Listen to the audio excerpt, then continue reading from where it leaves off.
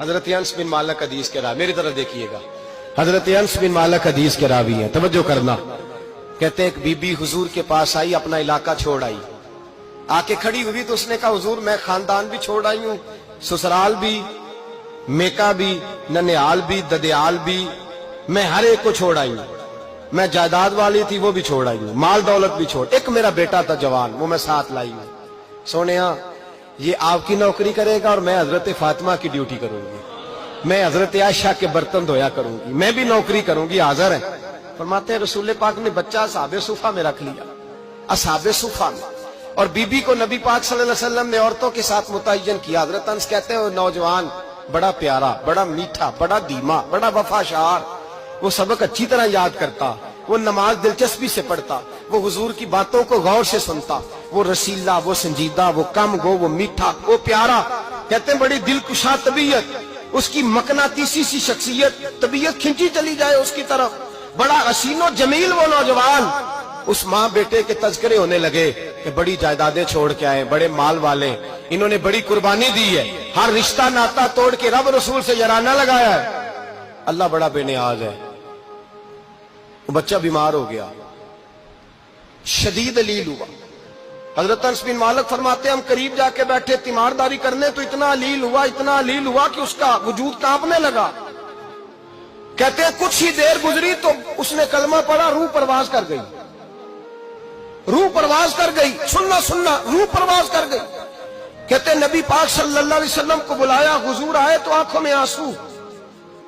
نبی پاک صلی اللہ علیہ وسلم نے سر پہ ہاتھ پھیرا اور پہلے حضور نے جملے ارشاد فرمایا تم غسل دو، کفن دو، میں خود اس کا جنازہ پڑھاؤں گا۔ پھر حضور نے فرمایا نہیں، اسے غسل نہیں دینا، ارادہ بدل گیا ہے، پروگرام تبدیل ہو گیا، اسے غسل نہیں دینا، کفن نہیں دینا۔ حضور کیا کرے؟ فرمایا اس کی اماں کو جا کے بتاؤ۔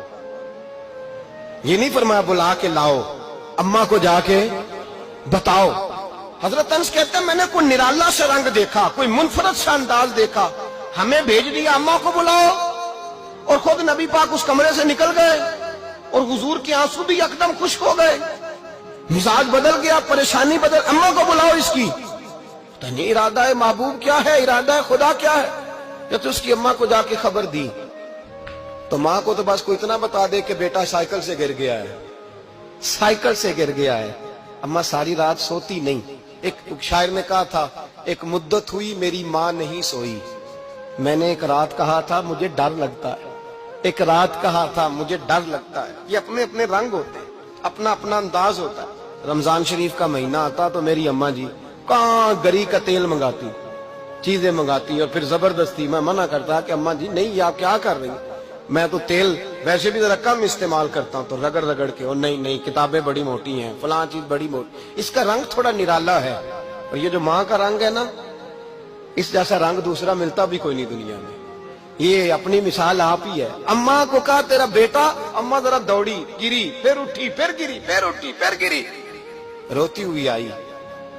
کہتے ہیں پیچھے وہ روئی، لیکن جب بیٹے کی میت کے قریب آئی تو اب نہیں روئی۔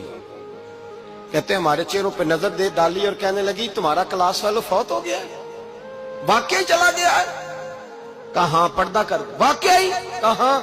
کہتے اماں نا زمین پہ بیٹھی اور پہلے اس نے بیٹے کے پیر اٹھا کے چومے، پھر سینے پہ رکھے، پھر وہاں سے اٹھی اور ادھر آئی، سر سجدے میں رکھا اور دونوں ہاتھ اٹھا کے کہنے لگی اے اللہ میں دولت کے لیے ایمان نہیں لائی تھی، اے اللہ میں جائیدادوں کے لیے کلمہ نہیں پڑھا تھا، مولا میں تیری بارگاہ میں آئی تھی تو میں تیرے اور تیرے رسول کو مان کر آئی تھی، خدا بندہ میں نے میکے چھوڑ دیے، سسرال چھوڑ دیا، ننیال چھوڑ دیے، ددیال، وہ دشمن تھے سارے دین کے، چھوڑ کے آئی، میں نے آرزوؤں کا بڑا مکان بھی چھوڑا، خدا بندہ بیٹے نے جانا تھا، مجھے شکوہ کوئی نہیں، لیکن خدا بندہ اب میرے سارے کہیں گے تو نے کلمہ پڑھا تھا تو تیرا بیٹا ہی چلا گیا، اے اللہ کی اگر تو نے دل مسلم کی دل جوئی نہیں، تانا دیں گے بت کے مسلم کا خدا کوئی نہیں، اے اللہ میرا یقین کہتا ہے کہ اگر تو مارنے پہ قادر ہے تو زندگی دینے پہ بھی قادر ہے، خدا بندہ کافروں کو راضی نہ کر، وہ خوش ہو جائیں گے،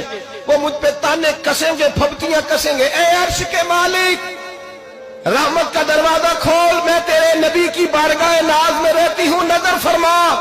हजरत अनस बिन मालिक फरमाते हैं, ईमान, यकीन और इस्तकामत के साथ उस बूढ़े ने जब दुआ मांगी तो हमने मस्जिद नबवी के सहन में अजीब नजारा देखा।